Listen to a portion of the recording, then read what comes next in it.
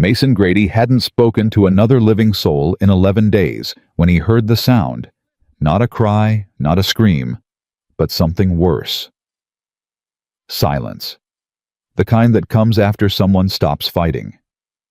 His hand found the Winchester before his mind caught up. He didn't know her name, didn't know her blood. But he knew what a locked door on an empty road meant, and he knew what kind of man rides away from it. He wasn't that kind of man. If this story already has your heart, subscribe to this channel, hit that notification bell, and drop your city in the comments below. I want to see how far this story travels. Now let's begin. The summer of 1883 hit the Absaroka foothills like a punishment. Mason Grady had been riding the ridge trail since before first light, the kind of ride a man takes when sleep won't come, and the cabin walls press too close. 11 months, 2 weeks and 4 days since he'd buried Clara. He'd stopped counting after that. Counting only made the number heavier.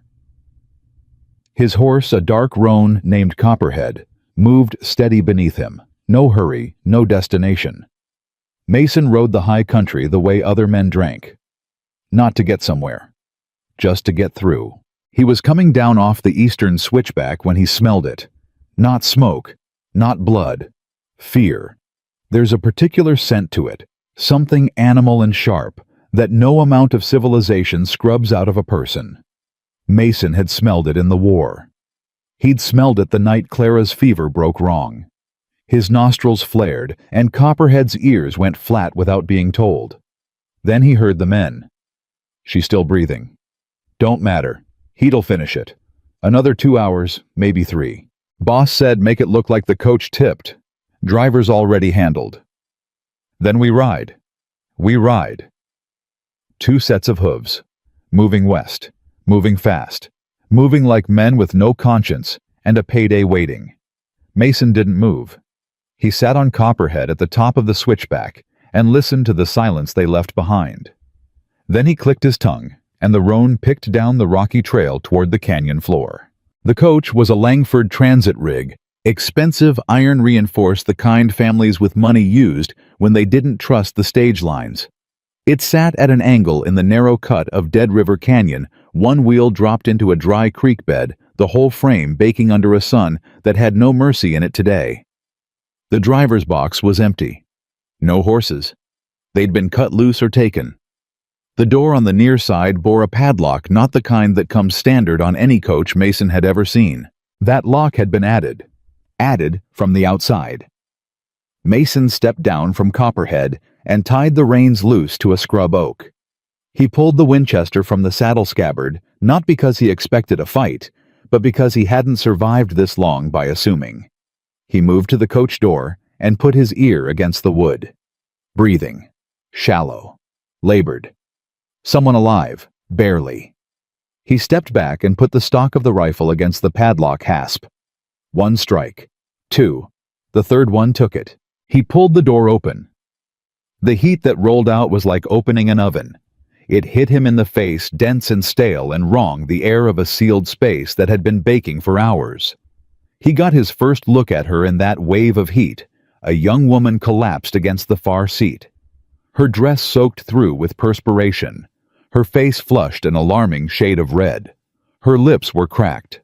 Her hands were folded in her lap, like she'd given up trying to push against the walls.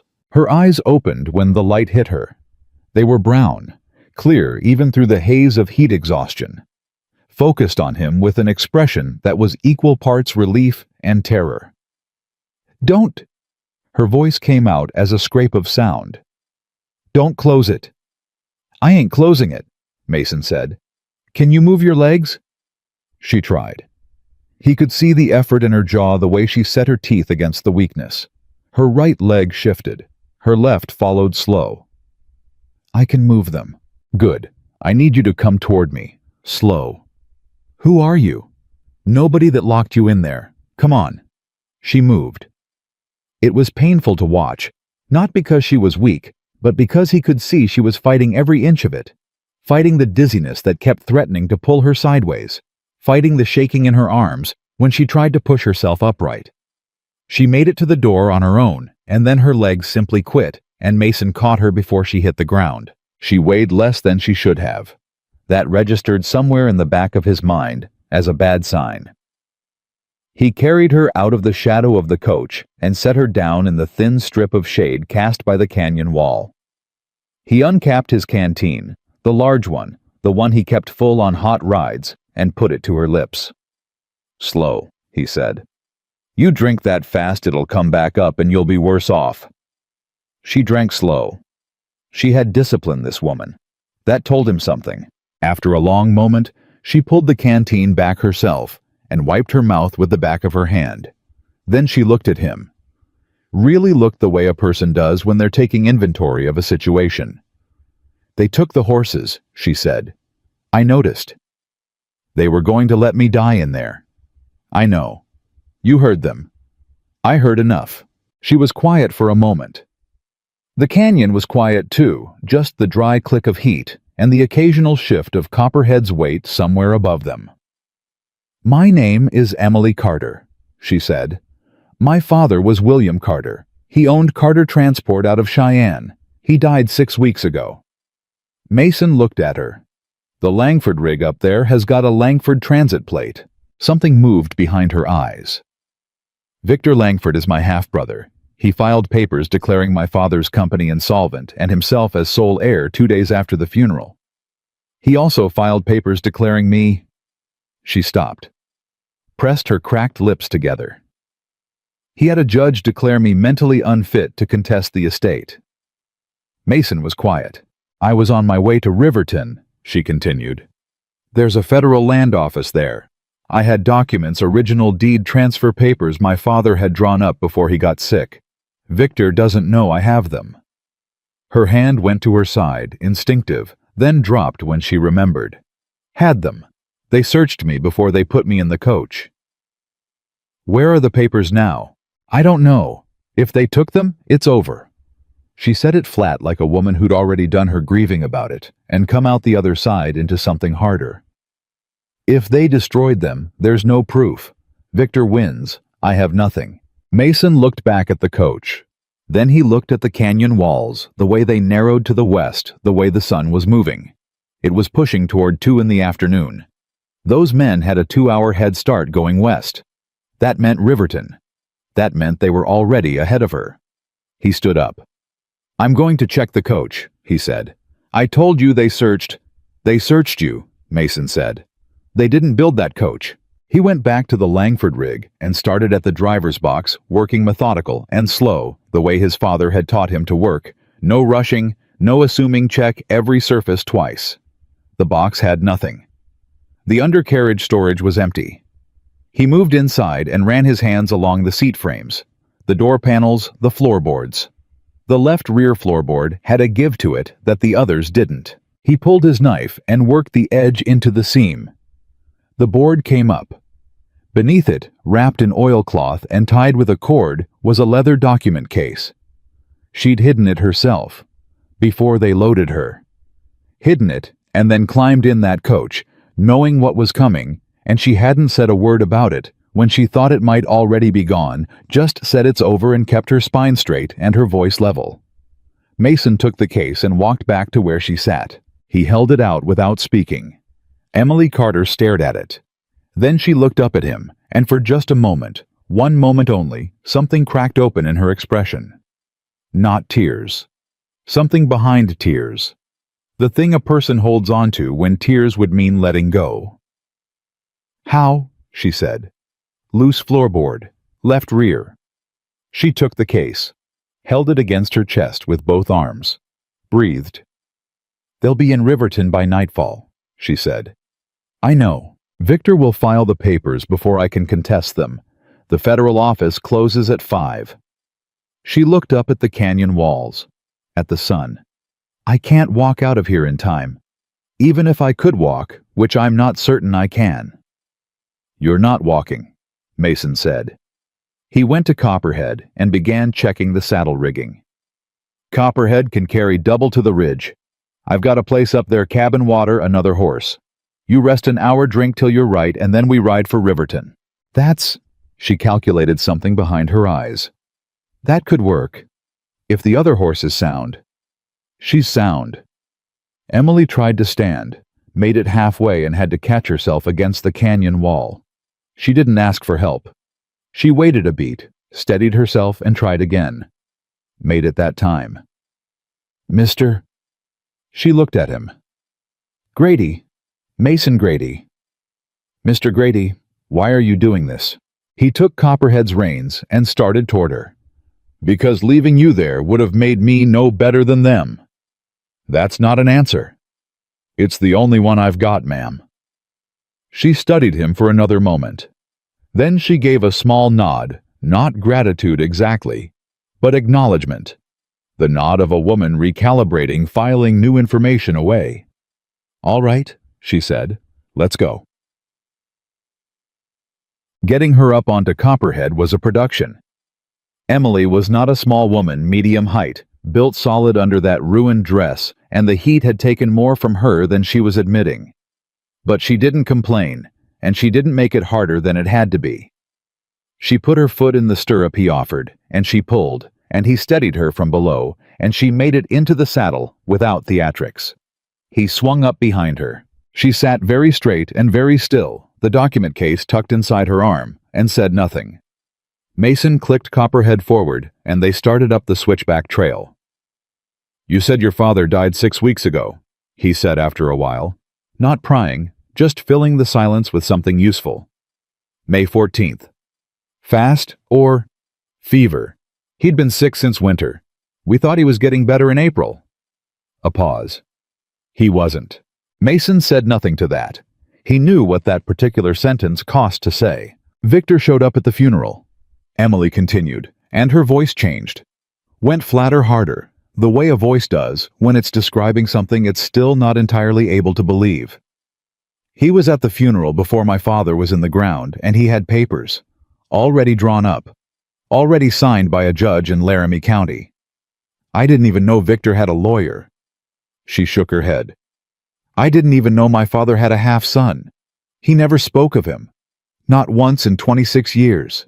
You believe him, that he's your father's son. The papers say so. Whether I believe them is a different question. Her voice went quiet. My father had a life before my mother. I know that much. There were things he didn't talk about. I used to think it was grief. Now I wonder. The trail steepened. Copperhead leaned into it without complaint. Victor gave me 2 weeks to vacate the house, Emily said. He'd already had the company accounts frozen. My father's lawyer, the one I'd known since I was 8 years old, told me there was nothing he could do, that the Laramie ruling was binding, that I should accept a settlement offer. Her jaw tightened. $20 and relocation assistance. $20. For my father's company. For the house I was born in. For every contract and route and mule team Carter Transport built over 30 years. The tightness in her voice was not anger exactly. It was something colder than anger and more dangerous. I found the original deed papers in my father's desk. He'd had them drawn up 2 years ago, a direct transfer of the company to me in the event of his death. Victor's lawyers said they were forgeries. The Laramie judge agreed. She paused. So I packed a bag, and I got on a coach, and I went to find a federal land officer who hadn't already been spoken to. Someone warned Victor, Mason said. Yes. How many people knew what you were doing? Silence. Miss Carter. 3 people, she said. My father's housekeeper. A clerk at the Cheyenne rail office who helped me with timing. And my father's lawyer. Her voice went very quiet on that last one. The man who told you to take the settlement. Yes. Mason let that sit. The trail crested the ridge, and the air changed thinner up here, a little cooler moving.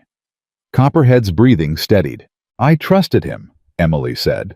Not with grief, not with bitterness, just laying it out flat the way a person does when they've already processed the worst of it, and what's left is just the fact.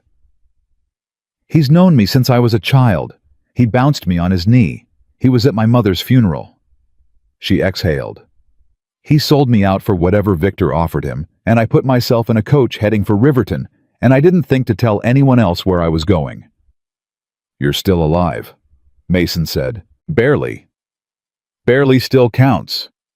She didn't respond to that, but he felt some of the rigidity go out of her spine. Not much. Just a fraction. The kind of fraction that means a person heard something and filed it away to think about later. The cabin sat up off the ridge trail in a stand of timber that gave shade without blocking the long view east and west. It was not a large place, one-room practical built by Mason's own hands 3 years ago when he'd first come up here, but it was solid, and the water barrel by the door was full from last week's rain. And the second horse, a gray mare named Patience, stood in the small paddock behind and lifted her head when they rode in. Emily dismounted before he could help her, made it down on her own, though she stood still for a moment after her feet hit the ground. One hand on Copperhead's flank, waiting for her legs to confirm they were going to hold. They held. She walked to the water barrel and drank from the ladle hanging on the post. Then she sat down on the bench by the door and held the document case in both hands and looked out at the valley below. Mason saw to Copperhead first, loosened the girth, checked the feet, made sure the water trough had enough. Then he went inside and came back with hardtack and dried apricots and a tin cup of water from the inside cask. He set them beside her on the bench. She looked at the food and then looked at him with an expression he couldn't quite read. "You live up here alone?" she asked. "Yes." "By choice?" He sat down on the step below the bench. "Mostly." She picked up a piece of hardtack. "You were in the war." It wasn't a question. He looked at her. "What makes you say so?"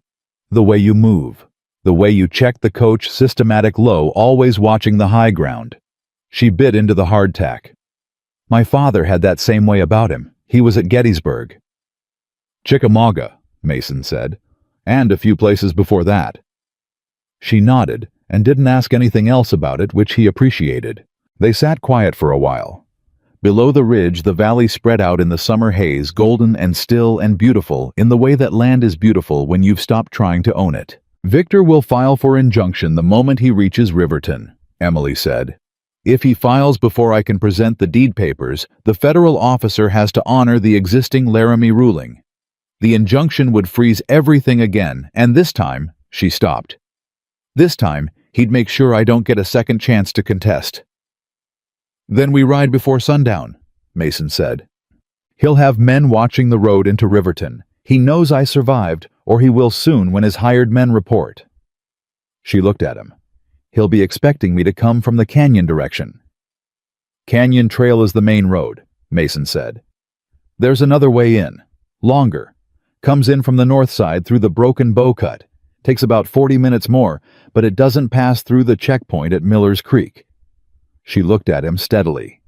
"You know Riverton well." "I know the land around it. Spent 2 years running supply out of there after the war." He stood up and went to check Patience in the paddock, running his hand along the mare's back and checking her shoes. "She's sound," he called back. "You ride?" "I ride," Emily said. "Better than I look right now." He came back around the corner and stopped. She had opened the document case and spread the papers on the bench beside her, and she was going through them with the focused attention of a woman who'd done this 100 times. Checking each one, reordering, checking again. Her hands were steady. Her face was intent. The exhaustion was still there around her eyes, but it had been pushed somewhere behind the task. She looked up and caught him watching. "I need to know everything is here," she said. "If even one page is missing, the deed transfer won't hold up." "Is it all there?" She was quiet for a moment, counting. Then she set the last page down. "It's all here," she said, and she breathed. Mason looked at the angle of the sun over the ridge. "Hour and a half till the land office closes," he said. Emily was already folding the papers back into the oilcloth. "Then we don't rest." She stood, steadier this time. She put the document case inside her dress against her ribs under the fabric and smoothed the front down with her hands. Then she looked at him with those clear brown eyes. "Lead the way, Mr. Grady." Mason picked up his Winchester, checked the load, and settled it across his back. He walked to Patience and held the stirrup. "Stay close," he said. And if anyone comes at us on that north trail, I'll do what needs doing, Emily said. He looked at her. She meant it. He nodded once, and they rode. They were halfway down the north slope when Copperhead's ears went flat again. Mason pulled up without a word and put his hand out to the side, the old signal, the one that meant stop, don't speak. Emily pulled Patience up instantly. No questions, no hesitation. She had a horseman's instincts, whatever else she was. Mason listened. Below them in the dry creek bed that ran along the bottom of Broken Bow Cut, something moved. Something deliberate and slow, the way men move when they're setting up to wait. Not animals. Not a single rider passing through. 3, maybe 4. Victor's men hadn't gone to Riverton after all. Or worse, they'd split up. Some to file. Some to make sure. Mason turned in the saddle and looked back at Emily. She'd already read his face. Her own had gone very still. How many? She said barely above a breath. He held up 3 fingers, then added a 4th with a question in it. She nodded. Understood. There's a cut east, he said, his voice low. 60 yards back. Narrow single file, a lot of scrub. It comes out above the creek, not into it. We could get past them. Could? If they haven't posted someone above. Her jaw was set. Her eyes moved to the tree line above the cut, scanning. I don't see anyone. Neither do I. That doesn't mean no, he agreed. It doesn't. They looked at each other. How much time? She asked. He checked the sun, did the math. If we take the cut, and the cut is clear, we reach Riverton with maybe 20 minutes to spare. And if the cut isn't clear, then we'll know real fast. Something shifted in her expression, not quite a smile, but the shape of one. The expression of a person who's decided that the odds don't matter as much as the direction. 20 minutes is enough, she said. Mason turned Copperhead toward the east cut. Behind him, without being asked, Emily Carter brought Patience up close and followed. The east cut was barely wide enough for a horse. Mason went first. Copperhead picking through the scrub with the careful precision of an animal that knew how to be quiet when quiet mattered. Behind him, Emily kept Patience close. Not so close that the horses would jostle, but close enough that he could hear her breathing steady and controlled the breathing of a woman managing fear, the way you manage a bad fire, watching it without feeding it. The scrub pressed in on both sides. Branches caught at his sleeve at the brim of his hat. He kept his hand near the Winchester, and his eyes moving up the slope, down the slope ahead, to where the cut bent east, and he couldn't see past it yet. Copperhead's ears stayed flat. That was the thing about a good horse. They didn't lie. He put his hand up, and they stopped. From below in the creek bed he heard voices. 2 of them low and easy, the voices of men who weren't expecting trouble to come from above them. Said, give it another hour. Another hour in this heat, I'll be dead myself. Then you shouldn't have taken the job, should you? A pause. The sound of someone spitting. You think she's already gone? Price said the heat would do it in 2-3 hours. Been closer to 4. Then why are we still here? Because Price also said the mountain man saw us. Silence. A longer silence. What mountain man? The one on the ridge. Price saw him on the way out. Couldn't tell if he stopped or kept riding. The voice had shifted quieter now and tighter. Boss wants confirmation. Mason didn't move. Didn't breathe loud. Beside him, Emily had gone absolutely still. He didn't have to look at her to know she'd understood every word. He turned his head just enough to see her face. She mouthed 2 words. Keep going. He turned forward and pressed his heel against Copperhead's flank. The horse moved slow and feather soft through the last of the scrub and up over the crest of the cut and down the other side. They didn't speak until the creek bed sounds were well behind them and the trail opened up into the broader slope that ran toward the north approach to Riverton. They know about you, Emily said. They know someone was on the ridge. Mason kept his eyes on the trail ahead. They don't know I've got you. Not yet. She was quiet a beat. "That man Price, he was one of the two I heard before you opened the coach." I figured. "He works for Victor directly. Not hired muscle, he's been Victor's man for years. Which means Victor knew before they even loaded me into that coach that someone had seen." She exhaled through her nose. "He's not going to stop at 2 men. "I know. Mr. Grady?" She stopped, started again. "Mason, how many men do you think Victor can field in this county?" It was the first time she'd used his given name. He noticed it and said nothing about it. "Langford Transit has operations in 4 towns along this stretch," he said. "If Victor's been planning this long enough to have a judge already bought in Laramie, he's got reach. I'd guess 6 to 8 men within a day's ride, maybe more. And we'll ride into Riverton in—" She checked the sun herself now. 15 minutes. "If we push." "Then push," she said. He pushed. Copperhead stretched out, and patience matched the pace without being asked, and they came down off the north slope fast and hit the flat ground that ran toward Riverton's back streets, with the sun sitting low and orange over the western ridge. 12 minutes. Mason pulled back to a trot when the first buildings came into view. Riding in hard and fast would draw eyes and eyes in a town where Victor Langford had influence were something they didn't need yet. "The Federal Land Office," Emily said. "Do you know which street? Territorial Building, Main and 2nd. It'll have the government seal on the door." He looked sideways at her. "You've never been to Riverton?" "No. Victor's people suggested I take the coach through here, on my way to—" She made a short, humorless sound. "On my way to nowhere, as it turned out. They routed you through here deliberately. Canyon Road to Riverton means you'd pass through their checkpoint at Miller's Creek either way." "Yes." Her voice was flat. "It was a very thorough plan." They came into the back streets and slowed to a walk. Around them, Riverton moved with the ordinary rhythm of late-afternoon women pulling laundry and a blacksmith banking his fire, 2 boys chasing something through an alley. Nobody paid them particular attention.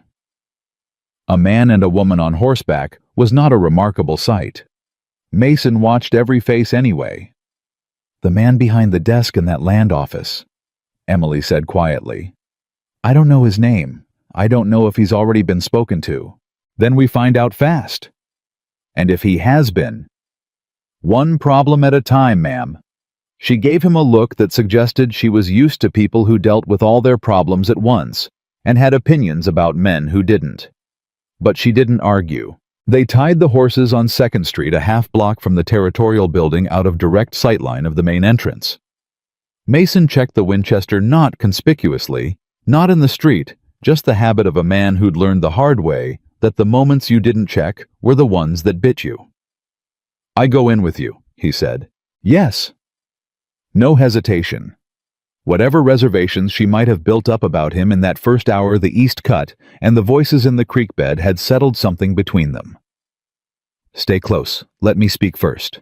Federal officers sometimes—" She paused, choosing her words carefully. "They sometimes respond better to the documents before they respond to me." Because she was a woman was what she wasn't saying. Because a woman walking into a government office with property claims had a particular hill to climb that a man didn't. "Understood," Mason said. They walked to the Territorial Building. The seal was on the door brass and official. The door was still open, which meant they had minutes to spare. Inside the office was small and overheated, smelling of paper and lantern oil. A desk dominated the center, stacked with ledgers and files. Behind the desk sat a man in his 50s, heavy-set reading glasses pushed up on his forehead, the look of a man who was planning on being done for the day and hadn't quite committed to it yet. His name placard read, Federal Land Officer H. Braddock. He looked up when they came in.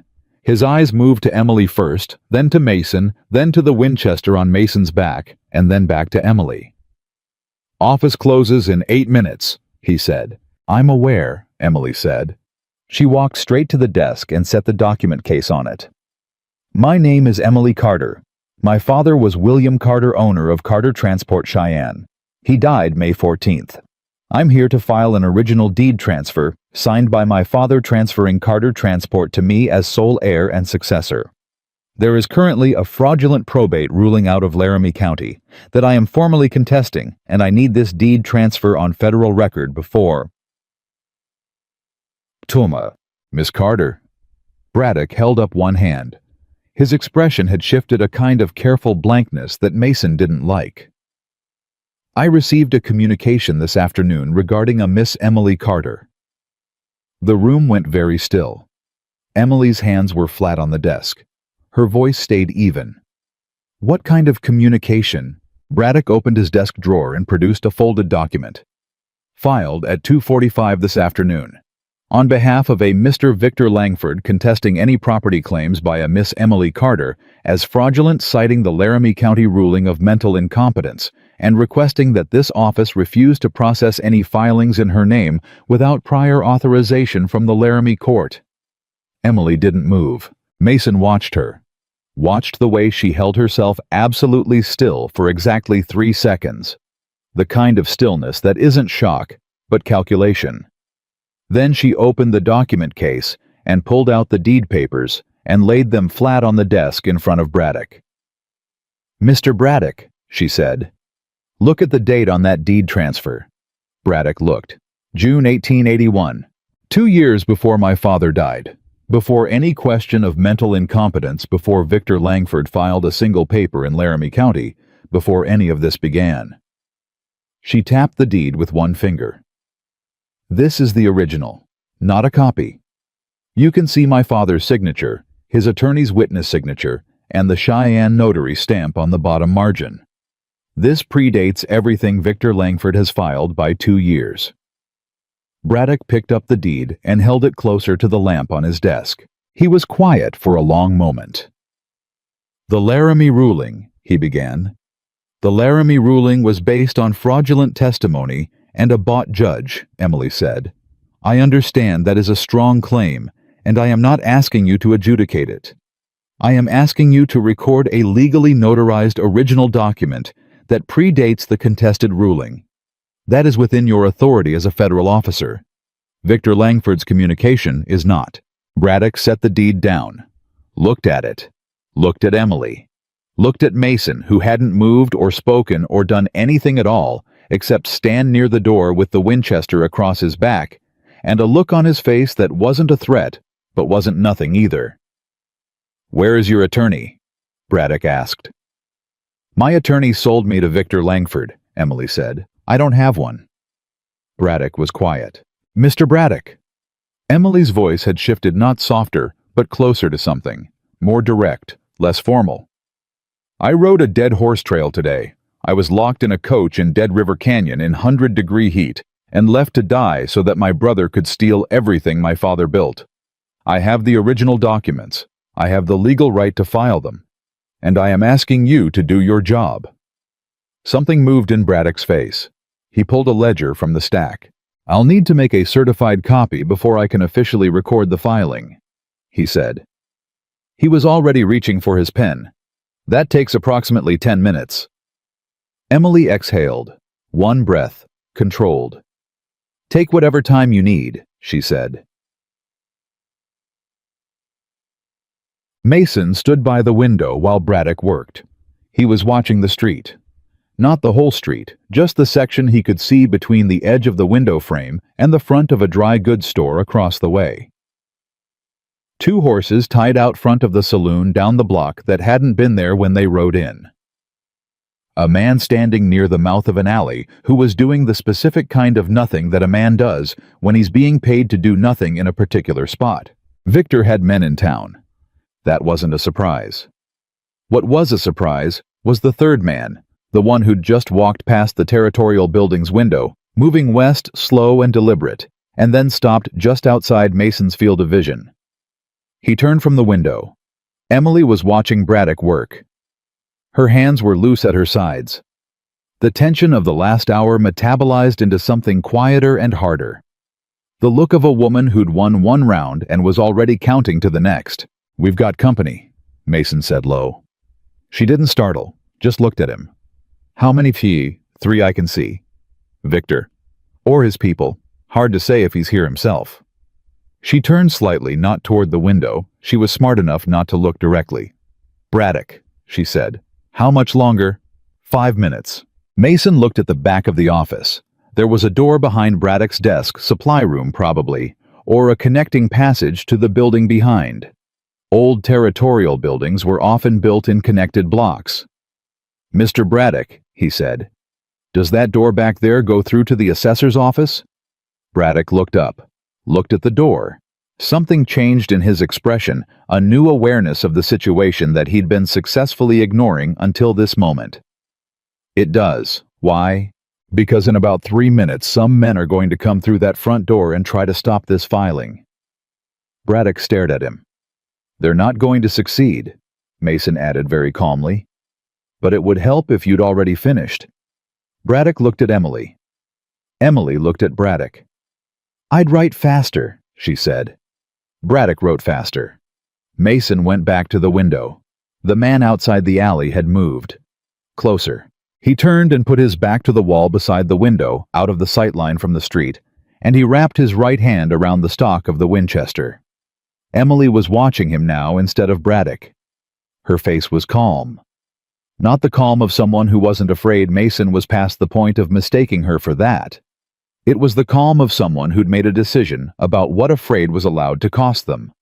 "If this goes wrong," she started. "It's not going to go wrong. If it does," she said steadily, "the filed copy, even if it's not fully recorded yet. Braddock's acknowledgement of receipt creates a legal timestamp. Tell whoever finds me, whoever comes later, to ask Braddock about the timestamp. Miss Carter." "Emily." "Emily." He said it straight because she'd asked and because the moment required it. "Nobody is finding you later. I'm a stubborn man, and today is a bad day to test that." Something moved at the edge of her mouth. Not a smile, the almost shape of one. "Done," said Braddock. He stamped the ledger, signed his name, stamped the copy, signed again. He was sliding the original back into the oilcloth with the careful hands of a man who'd worked with documents his whole life and knew what they meant. He held the certified copy out to Emily. She took it. She looked at it for exactly 1 second. The date stamp, Braddock's signature, the federal seal. Then she tucked it inside her dress with the other papers flat against her ribs. The front door opened. 3 men. The one in front was broad and sun-darkened, wearing a coat that didn't fit right because of what was under it. He looked at Braddock first, then at Emily, and then slowly at Mason. "Miss Carter," he said. He didn't look at her when he said it. "Mr. Langford would like a word with you." "Mr. Langford knows where I am," Emily said. "He's welcome to send a lawyer." "That ain't how he wants to handle this." "I imagine not." She didn't move. "We're finished here. Step aside." The man didn't step aside. The two behind him fanned out slightly, not reaching for weapons, but moving into positions that made the room feel smaller. Mason straightened from the wall. The lead man's eyes tracked to him. Assessed him. Assessed the Winchester. "This don't involve you," he said. "Seems like it does," Mason said. "You're making a mistake, friend. I make about 1 a year." Mason rolled his shoulder easy and slow. "Already made mine this morning, so we're good." The lead man looked at Emily again. Something worked in his jaw. He was calculating the federal officer behind the desk, the filed documents, the man with the rifle, the daylight outside. Victor had told them to stop the filing. Victor had not apparently told them what to do when the filing was already done, and the room contained a federal witness. "This isn't finished," he said. "No," Emily agreed. "It isn't. But this part is." She walked toward the door.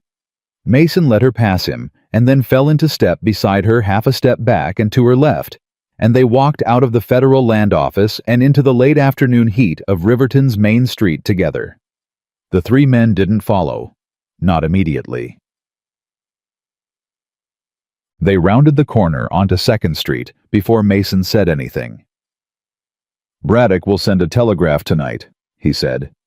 "Victor's people will know exactly what was filed and when." "Yes." Emily was walking fast. "Which means Victor will shift strategy. He can't undo the federal filing, but he can contest it. He'll claim I was mentally incompetent when I signed the original deed. He'll claim the document was forged after my father's death. She shook her head. He's going to come at this from every direction he can. Then you need a federal attorney. I need 3 of them. She stopped at the horses, untied Patience, and stood with her hand on the mare's neck, thinking. There's a federal circuit judge who rides through Colton every 3 weeks. Judge Alderman. My father met him once, said he was the most honest man in the territory. She looked at Mason. Colton is a 1.5-day ride. I know Colton. Victor's men are between us and there. She looked back toward the main street. He knows I filed. He knows I'm in Riverton. He's going to have every road watched by morning. Not the high pass, Mason said. She looked at him. There's a high pass through the Absaroka that comes out 6 miles north of Colton. It's rough country, not something you'd take unless you knew it. He untied Copperhead. I know it. Emily was quiet for a moment. She was doing the same thing she'd been doing since he pulled her out of that coach, calculating, weighing, measuring the risk against the alternative. My father built his business over 30 years, she said. He drove mules through worse country than a mountain pass. She put her foot in Patience's stirrup. What time do we leave? Before first light, Mason said. We don't want to be on the street when Victor's men come back with more friends. She pulled herself up. Steadier now than she'd been all day, the water and the food from the cabin, or just the forward momentum of a woman who did better when she was moving. You have somewhere we can stay tonight? She asked. I know a woman, Mason said. Widow, runs a boarding house on the east side of town. She doesn't ask questions, and she doesn't answer them either. Emily looked at him with something that might under other circumstances have been dry humor. An appropriate recommendation. I've stayed there twice, he said. Both times when I needed to be somewhere nobody'd think to look. She considered him for a moment. The sun was fully low now, the sky going amber and wide, and she looked at him across the backs of their horses with the expression of someone who's been handed a map they didn't ask for and is deciding whether to trust it. You know this territory, she said. It wasn't quite a question. 11 years, he said. Since the war. You came up here after? Yes. She nodded slowly. Was it? She stopped herself. Was it what? I was going to ask something that isn't my business. Ask. She looked at him straight. Was it easier the mountain, after what you'd seen?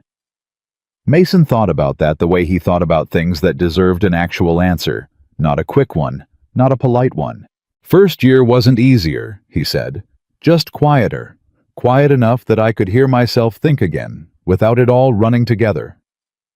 He looked past her up at the ridgeline going dark against the sky. Second year got better.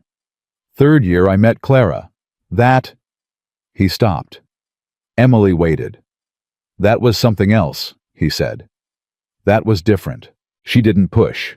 Didn't fill the pause with words the way most people did, the way that always felt like they were covering over the space where a person was supposed to stand.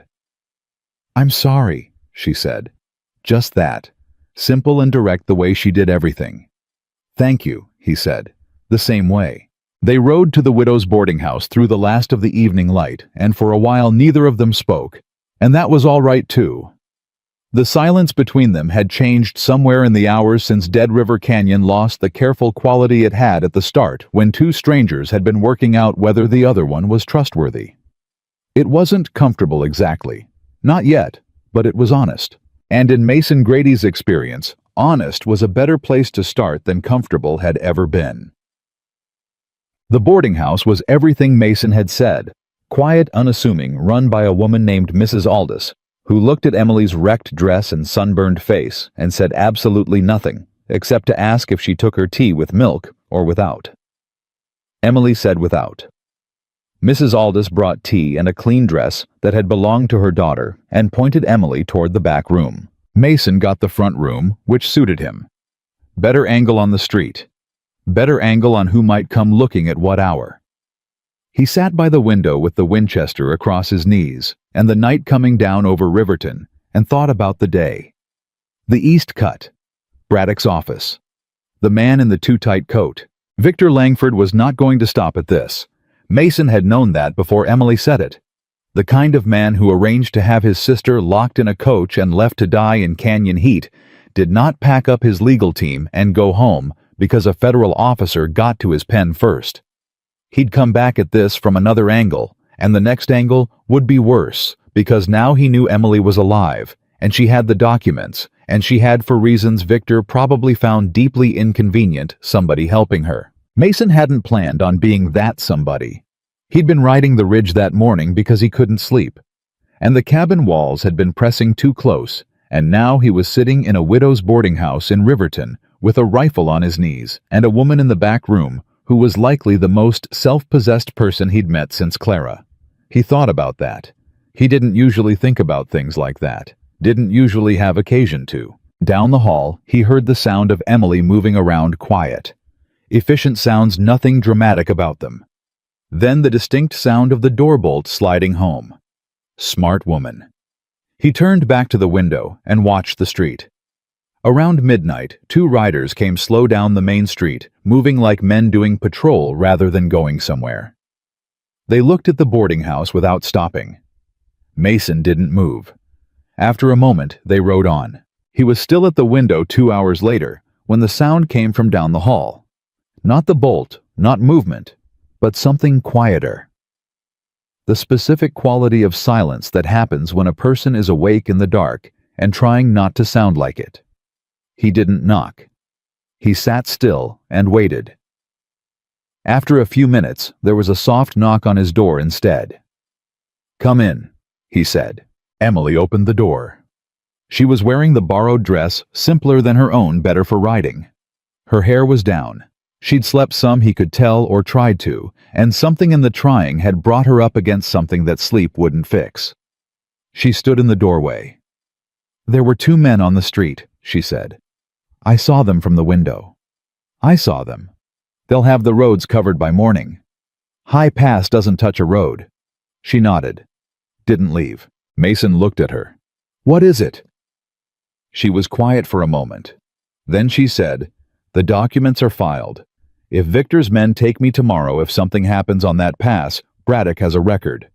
The timestamp exists. Someone could use it." "Someone could," Mason agreed. "But the better plan is for you to use it yourself, in front of Judge Alderman." "I know," she exhaled. "I know that's the plan." "Then what are you really asking?" She looked at him for a moment with those clear eyes that didn't give much away and then gave away a lot. "I've been running this alone since the funeral," she said. 14 days. Every decision alone, every wrong turn alone, every... She stopped. "I'm not asking you for anything, Mason. I want to make that clear. I don't need..." "You don't need to make that clear," he said. "You're fine." She looked at him. "You're fine," he said again. "You're going to be fine tomorrow, and you're going to make it to Colton, and you're going to stand in front of Alderman, and it's going to hold. The work you did today, the way you handled Braddock, the way you walked out of that office, that wasn't luck. That was 14 days of surviving something most people wouldn't have survived, and it showed." Emily was quiet. "Go sleep," he said. "I've got the street." She didn't move for a moment. Then she said, "Why are you still here, Mason? You opened the coach. You could have ridden on at any point today." He thought about it the same way he'd thought about her earlier question, the one that deserved an honest answer. "Because the job isn't finished," he said. It wasn't the whole answer. They both knew that. But it was the true part of it, and the rest could wait for another time. Emily nodded once. "Before first light," she said. "Before first light," he agreed. She went back down the hall. He heard the bolt slide home again. He turned back to the window. Outside, Riverton was dark and quiet, and not as safe as it looked. He kept watch until the sky started to change. They left before the sky was fully light. Mrs. Aldous was already in her kitchen when Mason came through. She didn't ask where they were going or why they were leaving before dawn, just pressed a cloth-wrapped bundle into his hands without a word. Biscuits and dried meat. The kind of woman who'd lived long enough to know when questions weren't the right gift. Emily was at the horses when he came out, already saddled, already checked. She'd done Copperhead too, and done him right, girth-snugged proper stirrups set where they'd been yesterday. Mason looked at the work and said nothing, which was its own kind of acknowledgement. They rode out of Riverton's east side in the gray, before sunrise, moving quiet through the back streets and then out onto the open ground that ran north toward the Absaroka foothills. Nobody followed. Nobody came out of an alley. The two men from midnight were gone or sleeping or waiting somewhere else. The high pass trail began where the wagon road ended, an abrupt termination at a dry creek crossing that most riders took as a signal to turn back. Mason kept going. Copperhead knew the way. Patience followed Copperhead and Emily followed Mason, and for the first hour they climbed in silence through country that didn't care about Victor Langford or federal filings or anything else human beings had invented to make each other miserable. "Tell me about the judge," Mason said when the trail leveled briefly on a granite shelf. "Alderman." Emily's voice was steady. She'd slept some, and the cool morning air had done the rest. "Federal Circuit 7th District. He's been riding this territory for 12 years. My father mentioned him once, said Alderman was the kind of judge who read the law the way it was written, not the way someone paid him to read it." She paused. "That's a rarer thing than it should be. You've never met him yourself?" "No, but I have a letter." She touched her side where the documents rode against her ribs. "My father wrote it 2 years ago, same time as the deed transfer. Addressed to the circuit court, attesting to his intentions regarding the company. He told me once, just once, like he almost didn't want to say it out loud, he said, 'Emily, if something happens to me before I can get things settled proper, there's a judge named Alderman who'll listen.'" She was quiet a moment. "I think he knew. Not about Victor specifically, but he knew something wasn't right. He just didn't know how wrong it would get." Mason thought about that. About a man who'd built 30 years of something and felt it tilting in his last months and tried to lay down insurance his daughter might need. "He sounds like he was a good man," Mason said. "He was a hard man," Emily said. "Fair, but hard. He didn't give much away. Didn't say I love you or anything like that." A beat. "But he stayed. Through everything that was hard, he stayed. That's its own language." Mason looked at the trail ahead and said nothing. He understood that language. They climbed for another 2 hours before the pass proper began, the narrow, exposed section where the wind came off the peaks with opinions and the footing demanded attention. Mason kept Copperhead slow and deliberate. Emily handled Patience without fuss, adjusting her weight on the inclines, the way someone does when riding is a memory in their body, not just a skill in their head. They were halfway through the exposed section when Mason heard it. Not behind them. Below. To the east, where a secondary trail ran along the base of the ridge. Horses. Multiple. Moving fast. He pulled up. Emily pulled up beside him. "They found the pass," she said. "Somebody told them." His jaw tightened. "Mrs. Aldous." "No." Emily said it flat and certain. "Not her. Then someone saw us leave and knew this country well enough to know where we'd go." He stood in the stirrups listening. The sound was moving north parallel to them, but lower, faster. "They're trying to get ahead of us." "How far to the north exit?" 40 minutes at this pace." "How far are they?" He listened again. The sound, the spacing, the way it echoed off the granite. "Same, maybe less." Emily looked at him. "Then we don't take this pace." She put her heels to Patience before he could answer. Mason went after her. What happened next was not elegant. The high pass was not built for speed, and it expressed its opinions loudly. Loose rock, sudden drop sections where the trail narrowed to single file, and the edge was too close, and the horse's breathing went ragged with effort. Emily rode like she'd been threatening to all along, not recklessly, but without hesitation, making decisions at the pace the terrain demanded, and not apologizing for them. Patience stretched out and found reserves that a day of hard riding hadn't burned through yet. Mason stayed close, kept his eyes split between the trail and the slope below, watching for the moment the riders down there figured out the geometry and cut for an intercept. That moment came 20 minutes in. He saw them angle up 4 riders leaving the lower trail and pushing hard toward the pass exit through a break in the tree line, cutting diagonally. If they made it to the exit first, they'd be waiting when Mason and Emily came through. "Emily, I see them. We're not going to make it to the exit first." "Then we don't go to the exit." She said it without slowing. "Where else does this pass open up?" He thought fast. "There's a shelf 200 yards ahead on the right. It drops off the backside of the ridge into the Colton timber.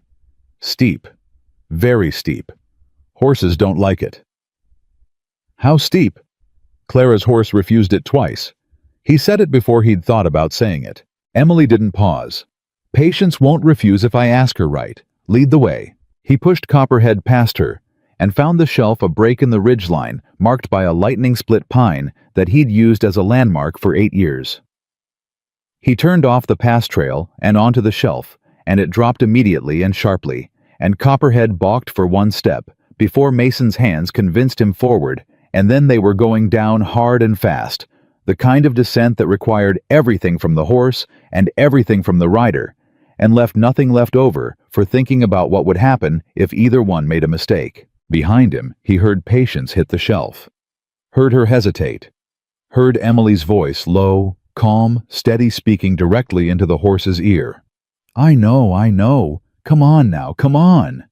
And Patience came. They came off the shelf into the Colton timber, moving fast and breathing hard, horses and riders both, and Mason pulled up behind a stand of timber and listened. Above them on the main pass trail, he heard the riders reach the exit. Stop. Voices confused, angry, the sound of men who'd gotten where they were going and found nothing there. Emily pulled Patience up beside him.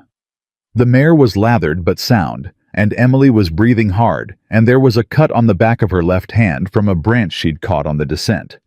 But her eyes were bright and absolutely alive. "That," she said between breaths, "was the most terrifying thing I've done since getting in that coach." "You did it, though." "I did it." She looked at her hand, looked at him. "Colton?" 6 miles, he said. "Then let's not stop." They rode into Colton at mid-morning with the dust of the timber trail still on them, and 4 hours of hard country behind them. Colton was smaller than Riverton, a proper frontier town working and plain, without the transit company money that gave Riverton its polish.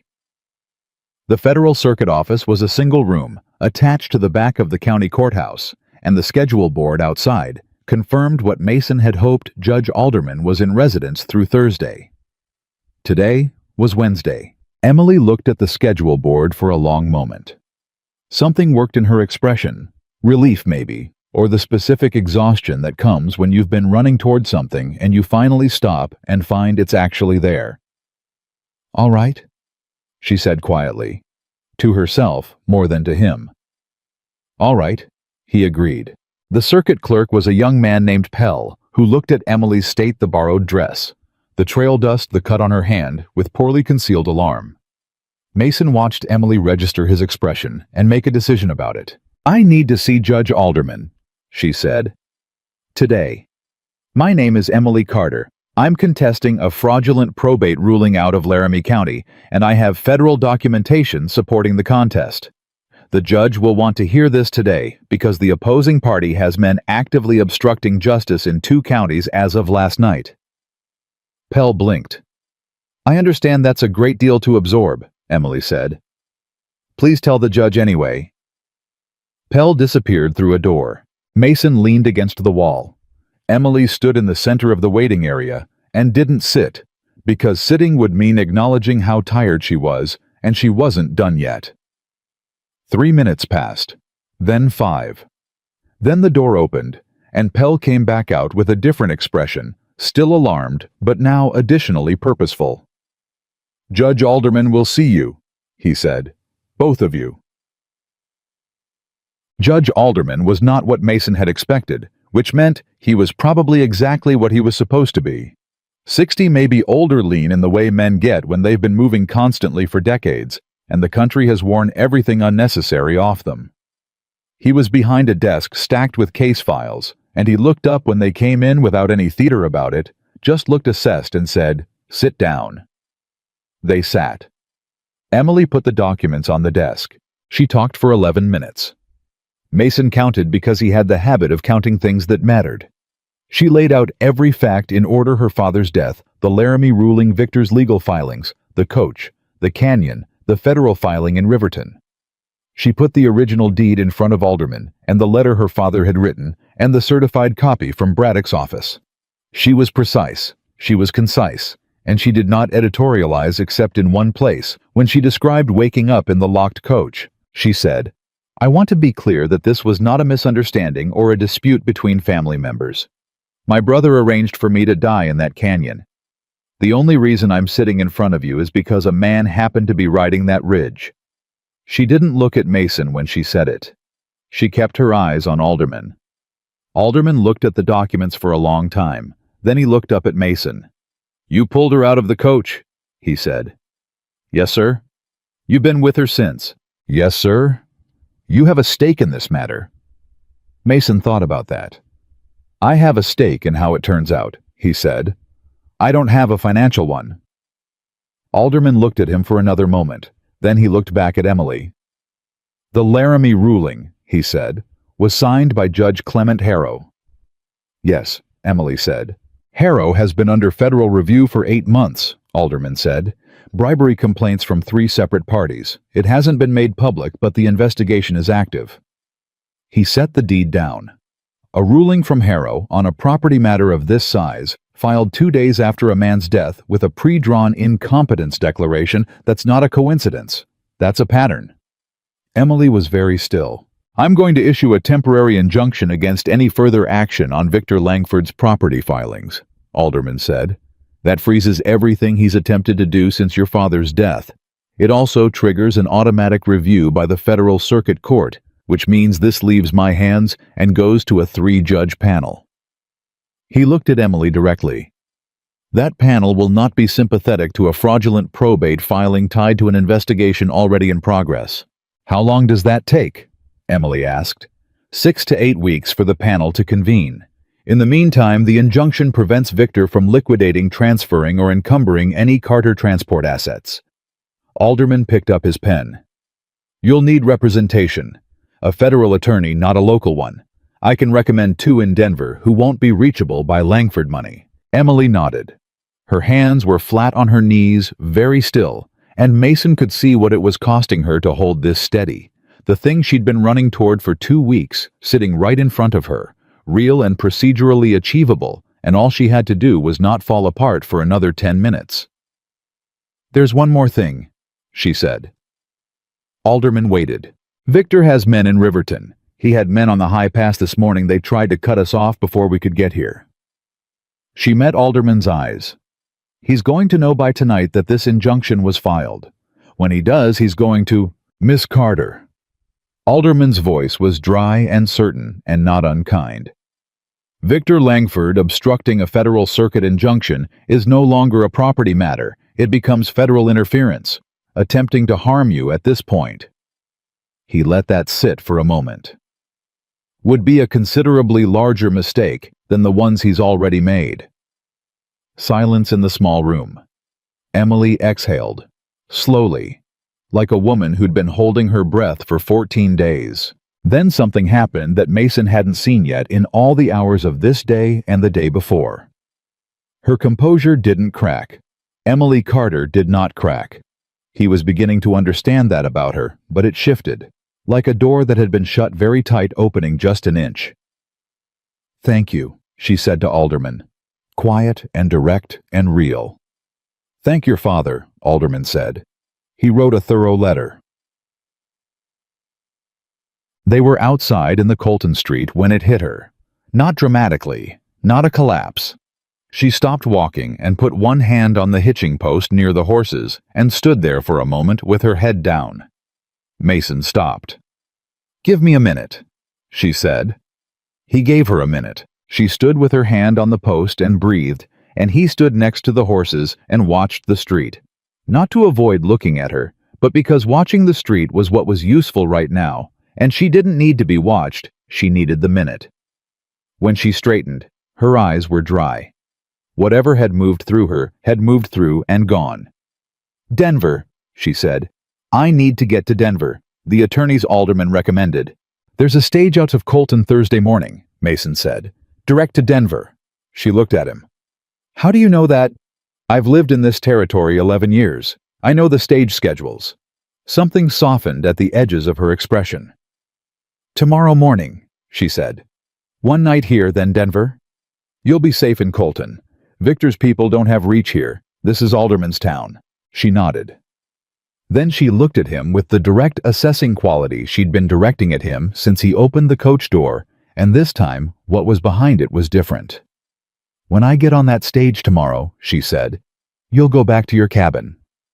It wasn't a question. Likely, he said. Back to the ridge. It's where I live. She was quiet for a moment, looking at the space between them in a way that wasn't sentimental, but wasn't nothing either. My father used to say that the men who go to the mountains after the war are either running from something or running toward something, and you can't always tell which from the outside. She looked up at him. Which was it for you? Mason thought about it honestly. First one, he said, then the other. Clara was the other. He paused. Then she was gone, and it went back to the first one for a while. And now, he looked at her, at the borrowed dress and the trail dust and the cut on her hand, and the absolutely undefeated look in her brown eyes. I haven't figured out now yet, he said. Emily held his gaze for a long moment. Then she looked away, but not in the manner of someone who was unsettled, more like someone who was putting something in a drawer to return to later. There's a hotel, she said. I saw it on the main street. I'm going to get a room and a bath if they have one, and something that isn't hardtack.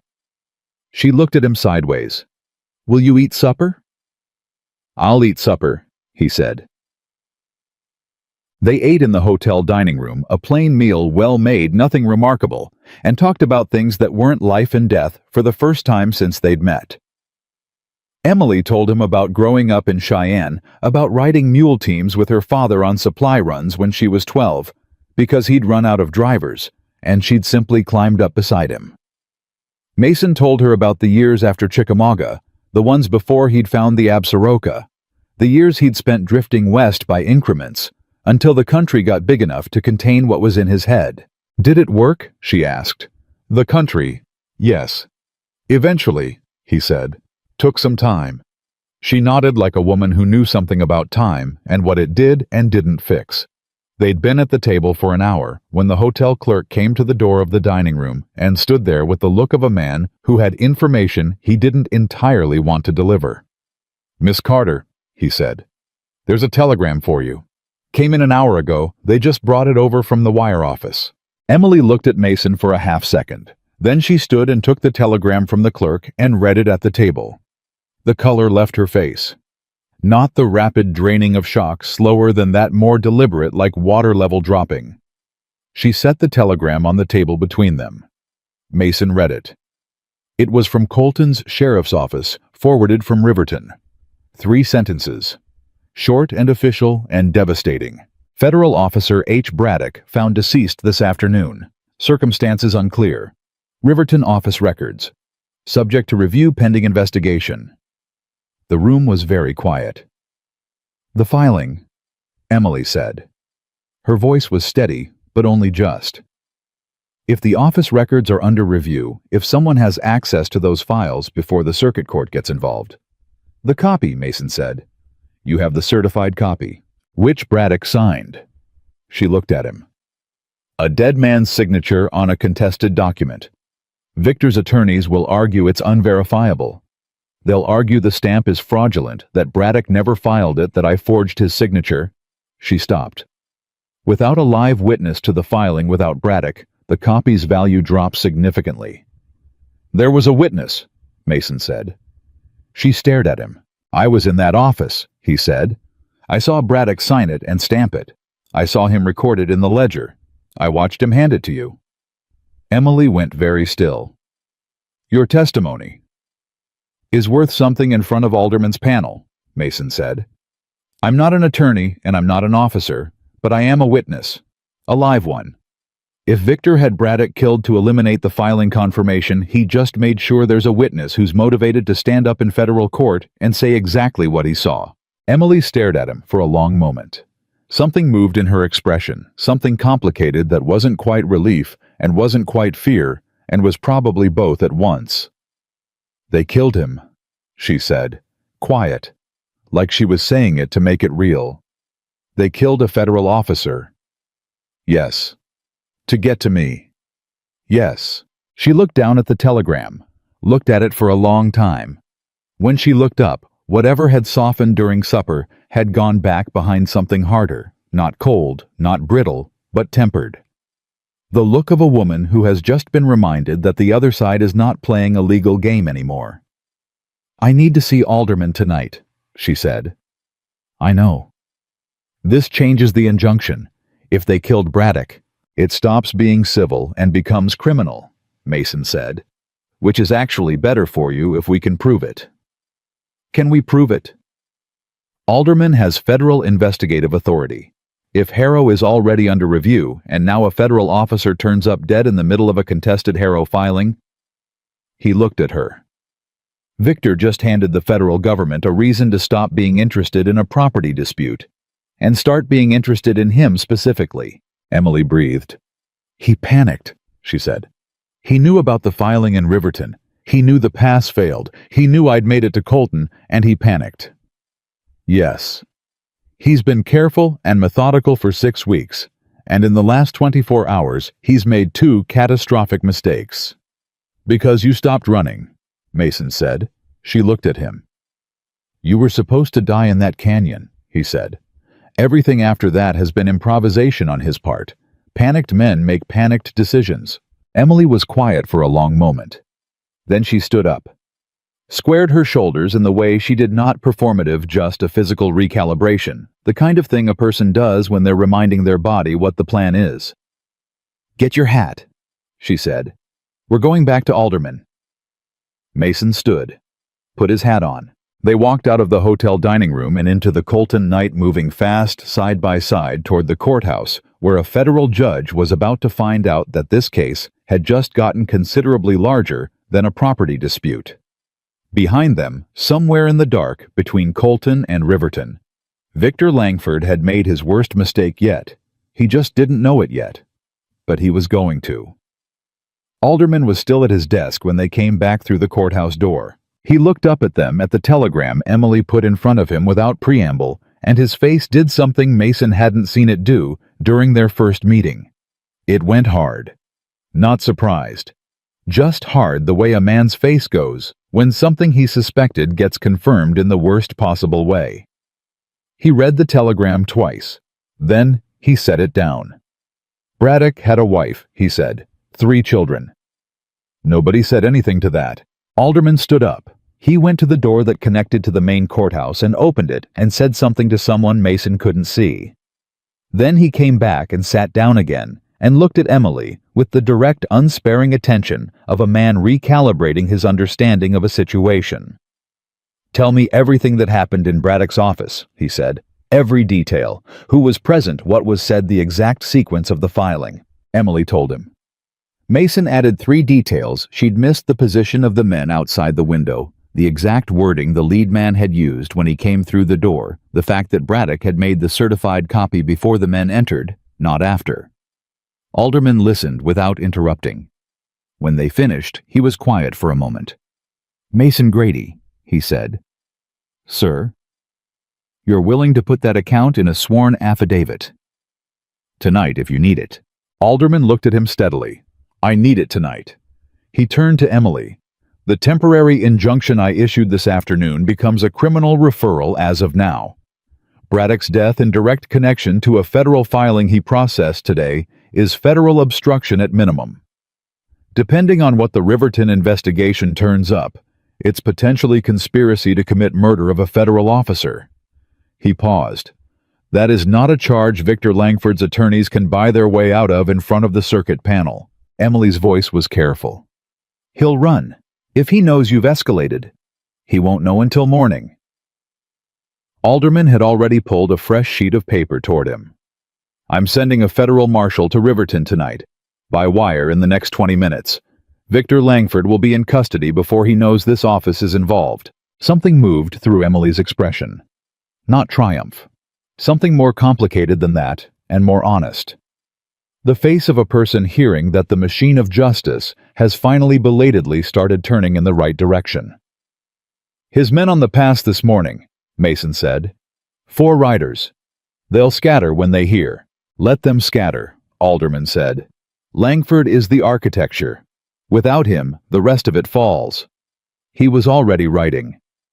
What I need from you both tonight is the affidavit and a full written account dates names every interaction since your father's death, Miss Carter. Every document you have, original and copy, surrendered to this court as evidence. He looked up. You'll get them back. Every one. But I need them in federal custody tonight, where Langford's people can't reach them. Emily's hand went to her side, the instinctive protective gesture she'd been making since he'd handed her the document case in the canyon. She held it there for a moment. Then she reached inside her dress and set the oilcloth package on Alderman's desk. It was, Mason thought, one of the harder things he'd watched her do.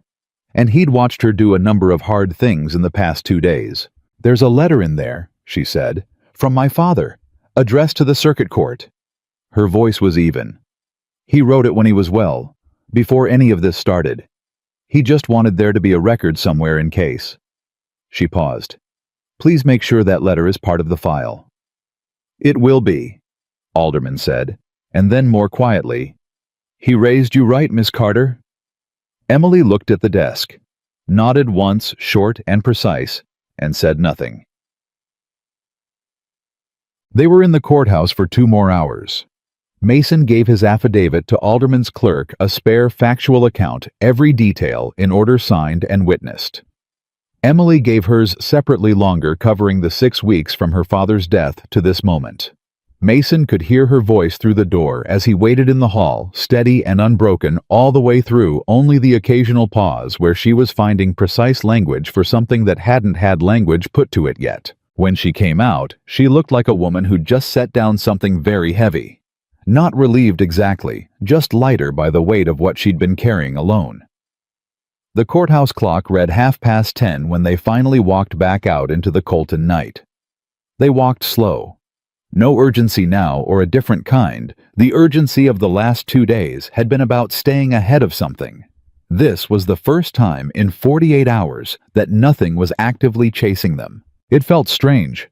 Mason suspected it felt stranger for her. 6 to 8 weeks, she said after a while. For the panel, yes. And in the meantime, I go to Denver, find Alderman's attorneys, prepare the civil case to run alongside the criminal one. She was working through it methodically, the way she worked through everything. Carter Transport's accounts are frozen. I have $20 and a borrowed dress. She said it without self-pity, just accounting. I'll need to wire my father's bank in Cheyenne and explain the injunction there should be personal accounts that weren't tied to the company filing if Victor didn't reach them.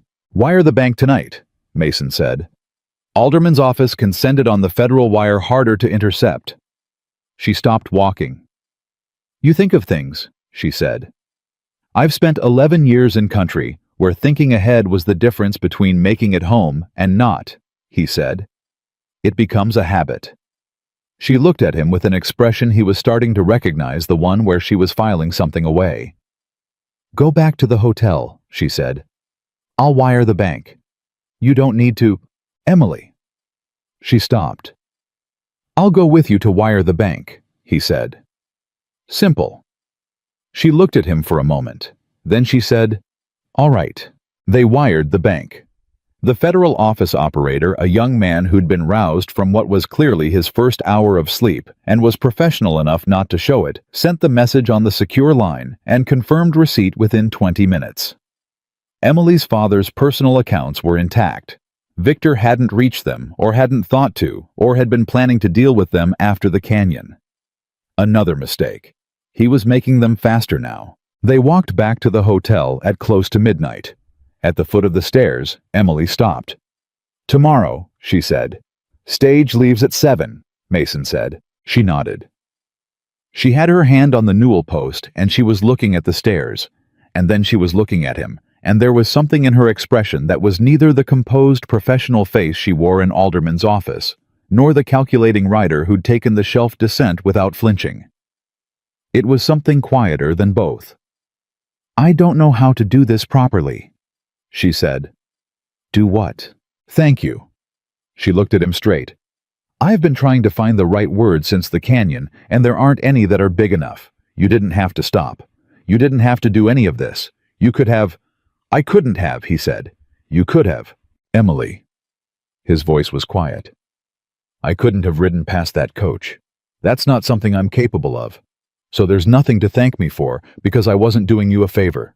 I was doing the only thing I could do." He paused. "You'd have figured it out eventually, with or without me." She shook her head. "Not in time." "Maybe not in time," he conceded. She looked at him. "You're a hard man to say thank you to.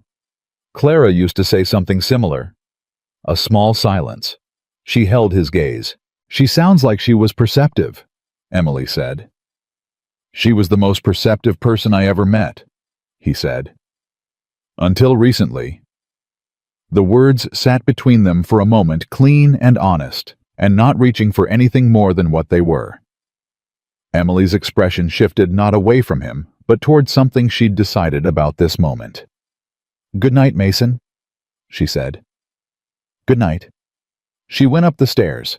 He stood at the bottom for a moment, listening to her footsteps move down the hall, and then the sound of a door, and the click of a bolt he hadn't asked her to throw. He went to the front window of the hotel, instead of bed, and he watched the Colton street, and he thought about nothing in particular for a long time. He was at the stables at 5:30, well before dawn, settling the business of the horses. Copperhead and Patience both needed rest that a single night hadn't fully provided. He made arrangements with the Colton livery to keep them both for a week paid from what he had on him. Left word that the gray mare belonged to a boarding house in Riverton, if anyone came asking. He was coming back across the main street when he saw the rider come in from the south. Hard ride. Lathered horse. The kind of entrance a man makes when he's carrying news that won't keep. Mason stopped. The rider pulled up at the sheriff's office and went inside at a pace that said he hadn't slept. Mason crossed the street and waited near the door, and in less than 2 minutes the Colton sheriff came out with his hat already on and the expression of a man who'd had a quiet weekend abruptly. "Grady," the sheriff said. He'd met Mason twice before, in the way that people in small frontier towns meet enough times to know each other without quite being acquainted. "You're mixed up in the Langford business." "I am. Victor Langford is dead." The words landed in the morning air with a particular weight. Mason kept his face still. "How?" "Shot. Last night in Riverton. His own man, fellow named Price. Apparently Langford tried to cut his losses, and Price didn't take kindly to how he was going to be cut." The sheriff's jaw was tight. "The federal marshal got there an hour after it happened. Price is in custody. Langford is—" He stopped.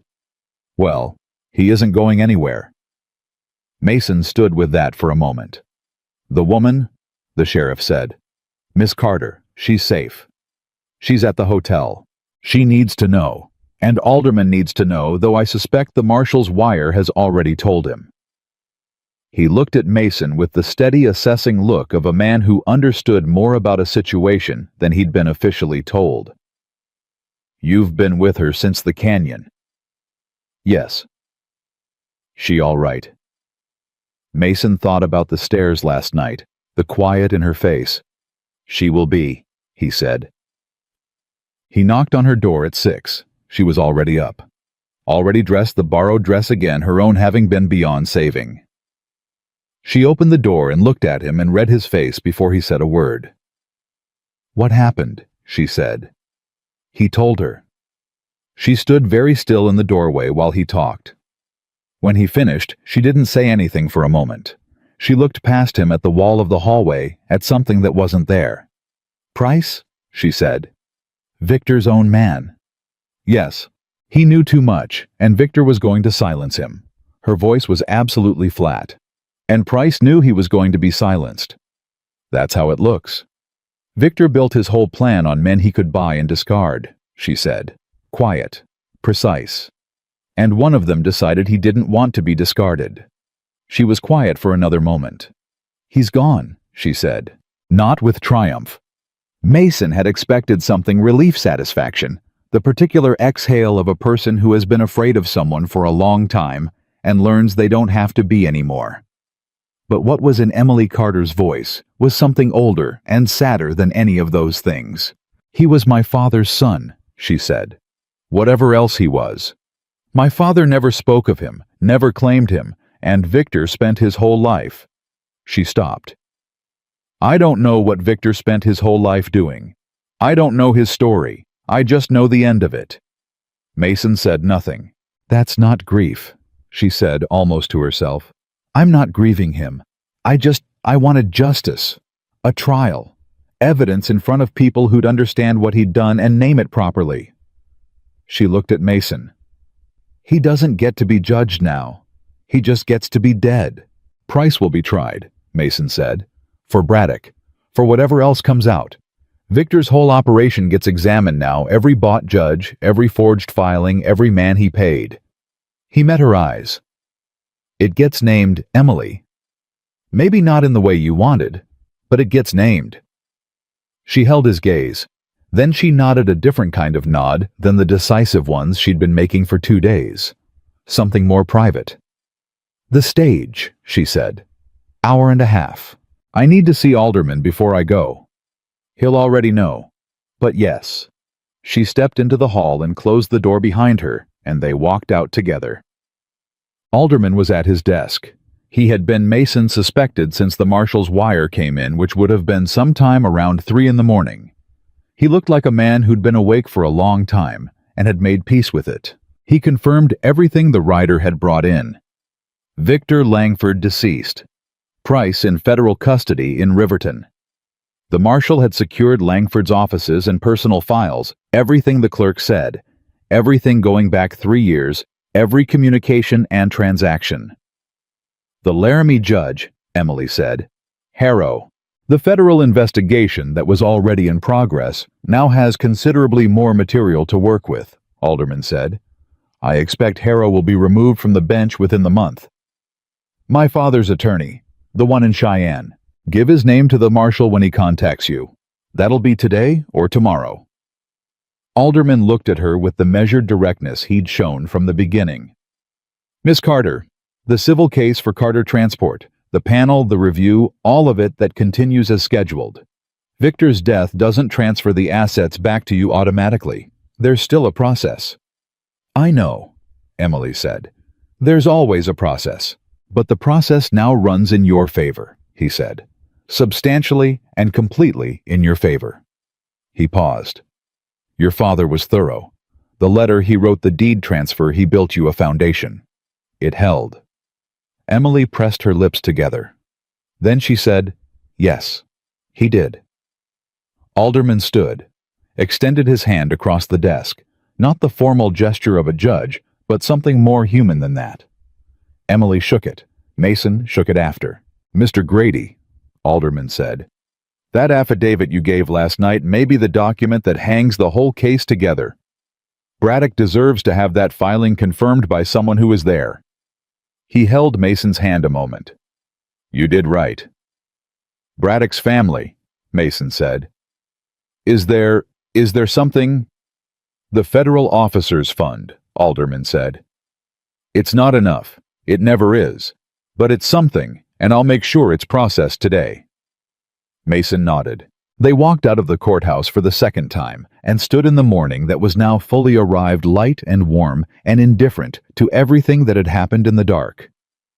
I should get my bag, Emily said. Stage leaves in 40 minutes. They walked back to the hotel. Emily went upstairs. Mason stood in the lobby and watched the street and thought about the mountain and the cabin and the particular silence that would be there when he got back. It had been 2 days. It felt like considerably longer. Emily came down with a small bag, what Mrs. Aldis had sent with her, probably plus whatever Alderman's office had returned to her from the evidence package that was hers personally, and not needed for the case. She stopped in front of him. Denver, she said. Denver, he agreed. 6 to 8 weeks for the panel. She was looking at him with the careful measuring look that wasn't calculating anymore, but wasn't relaxed either. Something between. The attorneys Alderman recommended will need a witness account at some point, formally. She paused. Your affidavit is filed, but a panel hearing is different. You need me in Denver, he said. I need a witness in Denver, she said carefully. Who happens to be you? He looked at her, at the careful phrasing she'd chosen and what it was doing and what it wasn't doing. When, he said. 6 weeks, maybe 8. I'll send word to... She stopped. Where do I send word? You don't exactly have a postal address. Colton General Store holds mail for me, he said. Benner's, they know me. She filed that away in the manner she had. Colton General Store, Benner's, Mason Grady. Yes. She adjusted the bag on her arm. I should go. Yes. Neither of them moved for exactly 3 seconds. Then Emily said, The stage depot is on the north end of Main Street. I know where it is, Mason said. I'll walk you. They walked to the depot. The stage was already pulled up, the driver checking his rigging, 2 other passengers loading luggage at the back. Ordinary morning business, indifferent to everything. Emily stopped at the stage door, turned. Mason. She said his name the way she'd started saying it sometime yesterday, direct, no preamble, like it was simply the right word for the right thing. What you said last night, about not being able to ride past that coach. I meant it. I know you did. She looked at him straight. I want you to know that the reason it meant something, the reason I'm standing here and not in that canyon, isn't just the rifle or the affidavit or any of the practical things. She paused. It's the fact that you stayed. Every time you could have handed me off to someone else or said you're safe now, my job's done, you stayed. She held his gaze. I don't take that lightly. Mason stood with that. 6 weeks, he said. Maybe 8. 6 weeks, she said. Maybe 8. She put her foot on the stage step. Then she stopped, looked back over her shoulder. The ridge, she said. Your cabin. Is there a view east from it? Best view in the Absaroka, he said. She nodded like that confirmed something she'd been calculating. I've never seen the Absaroka, she said. Then she got in the stage, and the door closed, and the driver clicked the team forward, and Mason stood in the Colton Street and watched it roll north until it was small with distance, and then gone. He stood there for a while after. Then he turned and went to get Copperhead. The horse nickered when he came into the stall, a low knowing sound that Mason had learned over 6 years to interpret as something between finally and I told you so. Don't start, Mason said. Copperhead's ears moved forward in a manner that suggested he was in fact going to start, but was willing to wait on the particulars. Mason settled the saddle, checked the girth, ran his hand down the roan's neck, the way he always did before a long ride, not checking for anything specific, just the contact. The habit of it. 6 weeks, maybe 8. He hadn't been to Denver in 4 years. Hadn't had a reason. The city was loud and close and full of exactly the kind of human noise that the Absaroka was so reliably free of. He found he didn't mind the idea of it as much as he would have a week ago. He took the north road out of Colton, and the morning opened up around him, and somewhere ahead the mountain was waiting, the way it always waited, patient, unchanged, asking nothing. But for the first time in 11 months, 2 weeks, and what was now going on 6 days, he was already thinking about coming back down. And that Mason Grady thought as Copperhead found his stride, and the Absaroka filled the northern horizon, that was something. The letter from Benner's General Store arrived on a Tuesday, 7 weeks after the Colton stage had carried Emily Carter north out of his sightline. Mason had been back on the ridge for most of those 7 weeks. The cabin, the work, the particular rhythm of a life built around what needed doing, rather than what a person wanted. Firewood water the horses, the kind of quiet that had once felt like shelter, and lately felt like something he was waiting to leave. He'd known the letter was coming. He'd been checking at Benner's every time he rode down for supplies, which was more often than he strictly needed to. Old Tom Benner hadn't said anything about the frequency. Tom Benner was the kind of man who noticed everything and commented on nothing, which was one of the reasons Mason had been using him as a mail drop for 9 years. The letter was 2 pages in Emily's handwriting. Precise, compressed, the handwriting of a woman who'd learned to say things completely without wasting space. He read it standing at the store counter. The Denver attorneys, both of Alderman's recommendations, had taken her case without retainer on the strength of the federal injunction and the criminal proceedings already in motion. The circuit panel had been convened 3 weeks early due to the connection with the Harrow investigation, which had expanded significantly once Victor's files were opened. Harrow had resigned from the bench. 3 other judges in the Laramie Circuit were under review. The Bott attorney in Cheyenne had made a deal with the federal marshal and was providing testimony. Price, Victor's man, had been charged with Braddock's murder and the attempted murder of Emily Carter, and had taken a plea that put him in federal prison for the rest of his natural life. In exchange, he'd given a full accounting of every instruction Victor Langford had ever given him. Every one. The panel hearing was scheduled for 8 days from the letter's postmark. The last paragraph was short. "I need you in Denver. Not just for the panel, though. They will want your testimony. I need you there because I would like you to be there. If that's a distinction worth making to you, I believe you'll understand it. If you can't make it in time, I'll understand that too. But I think you can. Benner's to Colton is a day. Colton to Denver is a day and a half by stage. You have 8 days and a reason. E.C." Mason folded the letter. Put it in his jacket pocket. Tom Benner was looking at the middle distance with the studied inattention of a man who had heard none of that. "Tom," Mason said, "if anyone comes looking for me in the next 2 months, tell them I'm in Denver." Tom Benner's expression didn't change. "You want I should hold any more mail?" "Yes," Mason said. "I'll send an address." He was back at the cabin in 3 hours, packed in 40 minutes, and on Copperhead, heading for Colton, before the afternoon light had moved very far. Captoir. Denver was everything he'd remembered, and several things he'd managed to forget. The noise of it hit him first, not unpleasant, but relentless. The sound of a city that had decided it was going to be significant and was working at it constantly. People moved differently here than they did in the mountain towns. Faster, and with more certainty about their destinations, the way people move when they're surrounded by enough other people that standing still feels like a statement. He found the address Emily had included at the bottom of the letter's first page, a boarding house on the east side, quieter than the main streets, run by a woman who nodded at his name and told him. Miss Carter was expected back from her attorney's offices by 4 o'clock, and his room was the second on the left. He put his bag down and sat on the edge of the bed and listened to Denver for a while. At 4:10, he heard footsteps in the hall. Quick, purposeful, the footsteps of someone who'd been moving at this pace for 7 weeks and didn't know another gear. A knock on his door. He opened it. Emily Carter looked different and exactly the same. Different, because 7 weeks of Denver and attorneys and federal proceedings had settled something in her bearing that hadn't been settled before, not harder, but more anchored, as though she'd found where the ground was and was standing on it properly. Same because she was still looking at him with those clear, direct eyes that gave nothing away and then gave everything away 3 seconds later. "You made it," she said. "You said I had 8 days. "I did say that." Something moved at the edge of her mouth. "I also said I thought you could." "You were right," he said. "Come in or don't, but stop standing in the doorway."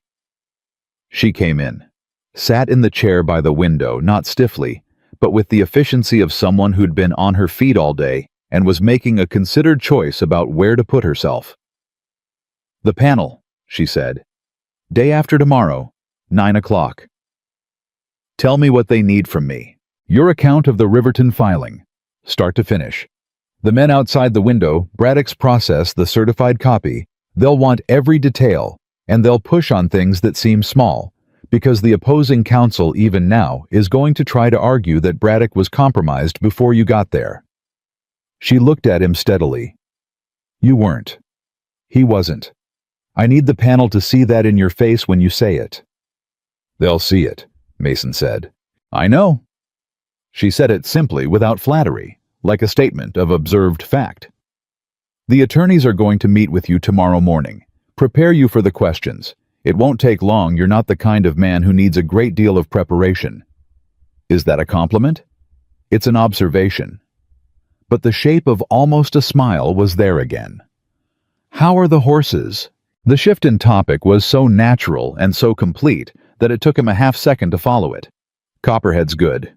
Left patience in Colton, she needed the rest. She earned it. Emily looked out the window at the Denver street below. I've been thinking about that shelf descent, she said. I've thought about it several times, actually, in quiet moments when my brain wasn't occupied with attorneys. She shook her head slightly. I cannot believe Patience went down that. She trusted you, Mason said. Emily was quiet for a moment. Yes, she said. She did. The room held that for a moment. How are you? Mason asked. Not as a formality. She looked at him. She understood the difference. Tired, she said. Not the kind of tired that sleep fixes, the kind that's been accumulating for 7 weeks and won't lift until this is finished. She paused. But I'm all right. Better than I expected, to be honestly. The attorneys are good. Alderman's referrals were, he was right about them. She pressed her hands flat on her knees. Carter Transport is frozen but intact. Victor didn't have time to liquidate anything before the injunction hit. The accounts are accessible again. The routes, the contracts, the mule teams, everything my father built is still there waiting. And you're going to take it back, Mason said. I'm going to take it back, she said. No question in it. No performance of confidence. Just a woman stating a fact about herself. Your father would have liked watching you do it, Mason said. Emily held that for a moment. Her jaw moved slightly. Then she said, He would have said I was taking too long and complained about the Denver prices. Her voice was even, but the thing behind it wasn't. He was not a sentimental man. No, Mason said, but he wrote that letter. She looked at him. The one to Alderman, Mason said.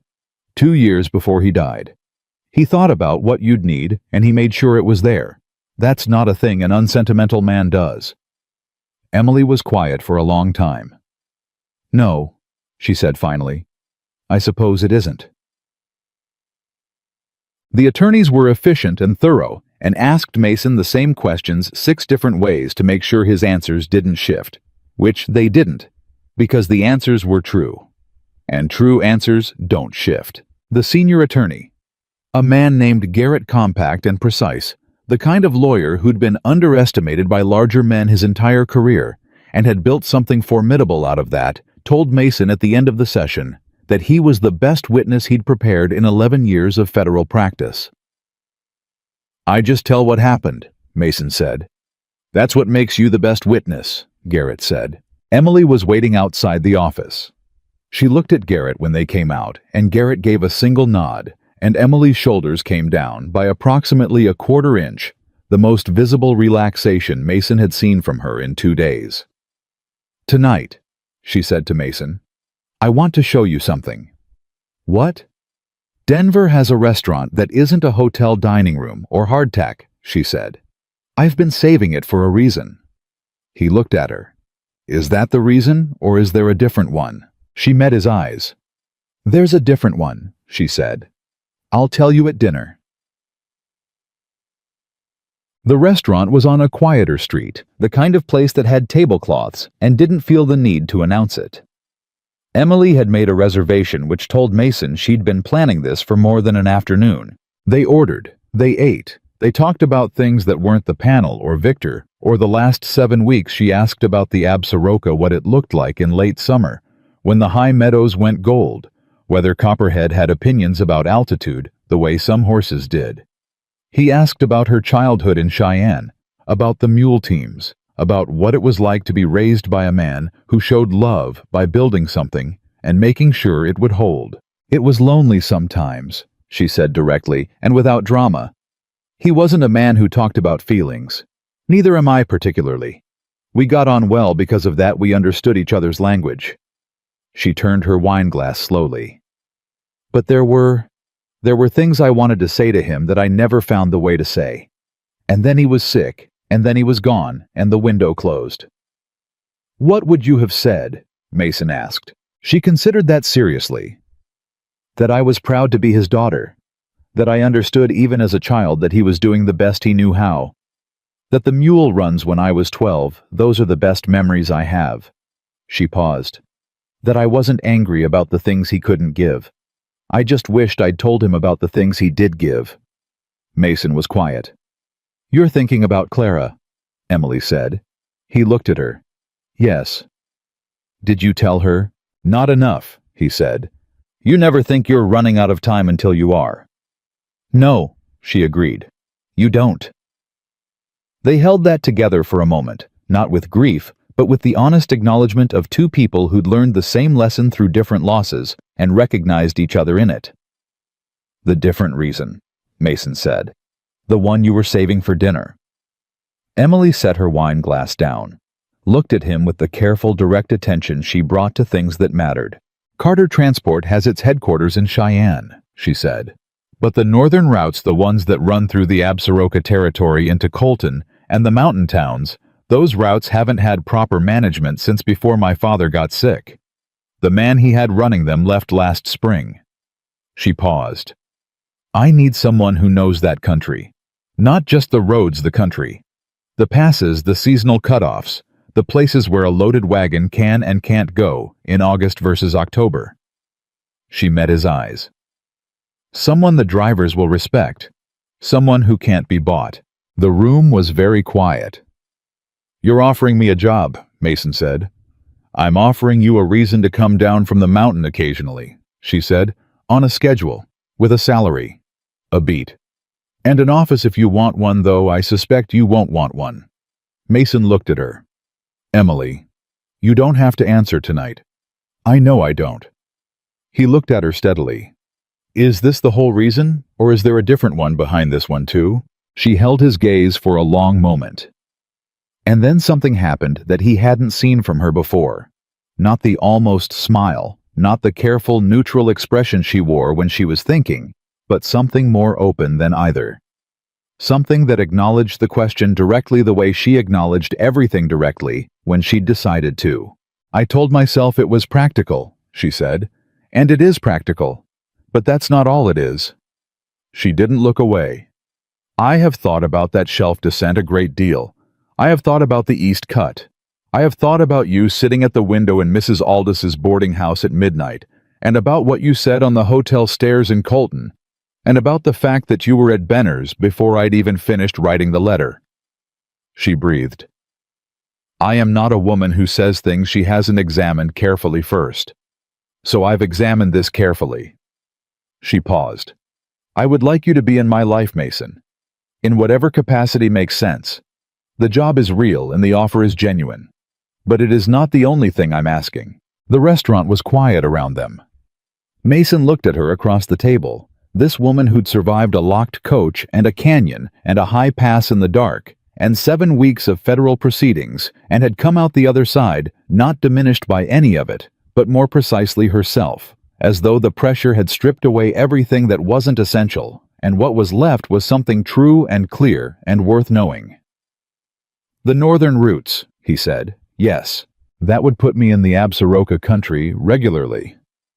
It would. Close to Colton. The Colton depot is one of the main stops, she said. Her voice was even, but he could hear what was underneath it. You'd have reason to come through often. And Cheyenne, he said. Headquarters. Cheyenne has headquarters, she confirmed. He was quiet for a moment. He thought about the cabin and the ridge, and the particular silence that had been waiting there for 11 months. He thought about the morning in Colton when he'd stood in the street and watched the stage go north, and then turned and gone to get his horse, and thought about coming back down. He'd thought about it every day since.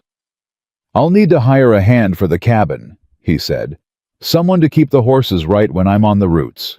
Emily's expression shifted. Just slightly, just enough. I know a reliable hand in Colton. Tom Benner's nephew. He's good with horses. You already looked into it. I said I examined this carefully, she said.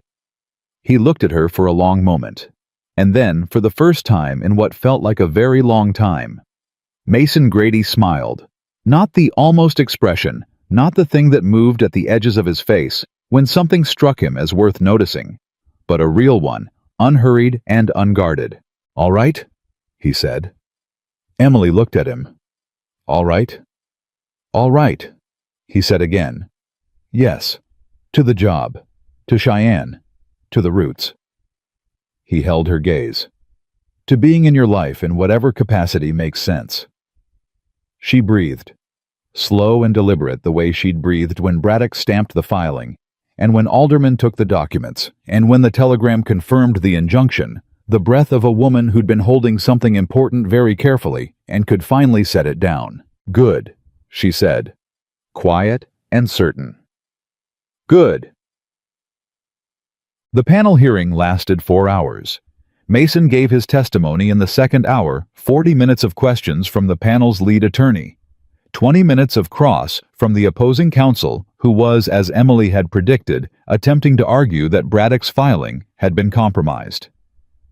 Mason answered every question the same way he'd answered the attorney's practice questions, directly, completely, without elaboration or embellishment, his eyes on whoever was asking. The opposing counsel tried 4 times to shake his account of Braddock's process. 4 times, Mason gave the same answer in different words with the same certainty, because the certainty didn't come from rehearsal. It came from having been there. The 5th time, the opposing counsel moved on. Emily gave her testimony in the 3rd hour.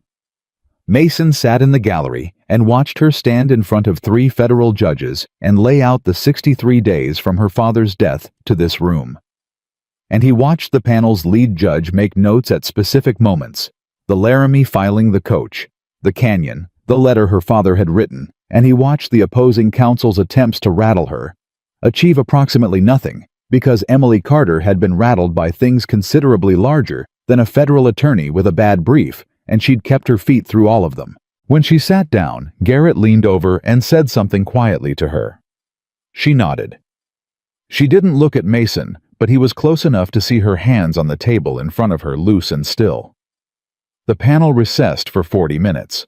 They came back, and the lead judge read the finding in the deliberate, measured cadence of official language, and what it said, stripped of the cadence, was this: the Laramie ruling was void. The Carter transport deed transfer was valid and binding. Emily Carter was the sole legal owner and successor of Carter Transport, effective the date of her father's death. All assets frozen under Victor Langford's fraudulent filing were released. All legal costs associated with the contest were to be borne by the Langford estate, such as it was. Garrett shook Emily's hand. The second attorney, a woman named Marsh, who'd been quietly formidable throughout the entire proceeding, shook her hand too. Emily thanked them both with the precise, genuine courtesy she brought to everything. Then she walked out of the panel room and into the corridor, and Mason was already there, and she stopped in front of him and looked at him with the expression that wasn't composed and wasn't falling apart, but was simply entirely real. "It's done," she said. "It's done," he said. She pressed her lips together, breathed through her nose. "He built it for 30 years, she said. Her voice was even and very quiet. 30 years of mule teams and contracts and routes, and he built it, and they tried to take it, and they—" She stopped. "They didn't," Mason said. "They didn't," she agreed. She stood in the corridor of the federal courthouse in Denver, with the panel's finding in her attorney's hands, and her father's company returned to her name, and she did not cry. She was not a woman who cried in courthouse corridors. But something moved through her that was as honest as crying a full, deep bodily acknowledgement of what this had cost and what it meant. Mason stood with her while it moved through. After a moment she straightened, squared her shoulders in the way she had, set her chin. "I want to see the Absaroka," she said. He looked at her. "You said it was the best view in the territory," she said. "I've been thinking about it for 7 weeks. I want to see it before I go back to Cheyenne and start the work of putting the company back together." She met his eyes. "I've never seen anything that was worth riding a high pass in the dark for. I want to know what it looks like." "It's a 2-day ride from Colton," he said. "I have time," she said. "For the first time in 7 weeks I have time." Mason looked at her for a long moment. At the woman who'd survived the canyon, and the pass, and the panel, who'd held her father's work together with nothing but a hidden document, and a refusal to stop who'd asked him with characteristic directness to be in her life, and had already researched the stable hand. "Copperhead's at the livery on 5th Street, he said. "We can get patients from Colton on the way through." Something opened in her expression. Not the almost smile. The real one which he'd seen only twice before, and which was, he had decided, one of the finest things he'd ever seen. "Then let's go," she said. They rode out of Denver 2 mornings later, north through the foothills, with the summer still holding, and the Absaroka growing larger with every mile. Emily rode Patience with the ease of someone who'd found her footing on something she hadn't known was uncertain.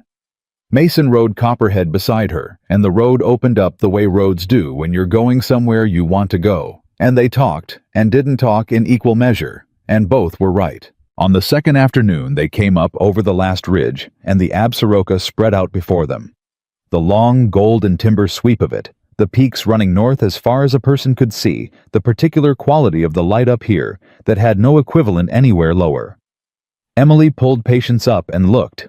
She didn't say anything for a long time. Mason waited. "Your father was right," she said finally, very quietly, as though she was saying it to someone who wasn't there but was listening. Then she looked at Mason. It was worth it. He knew she meant more than the view. "Yes," he said. It was.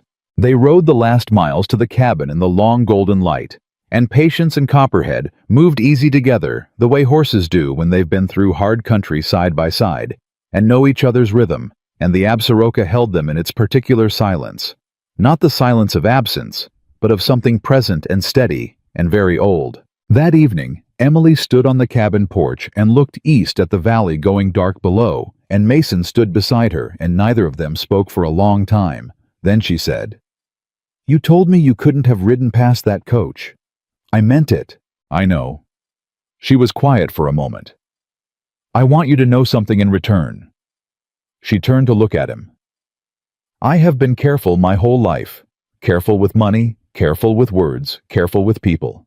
I learned it from my father. Don't spend what you don't have. Don't say what you can't stand behind." She held his gaze. "I am not a careful person about very many things. But I am going to be very careful about this because it matters enough to be careful about." She paused.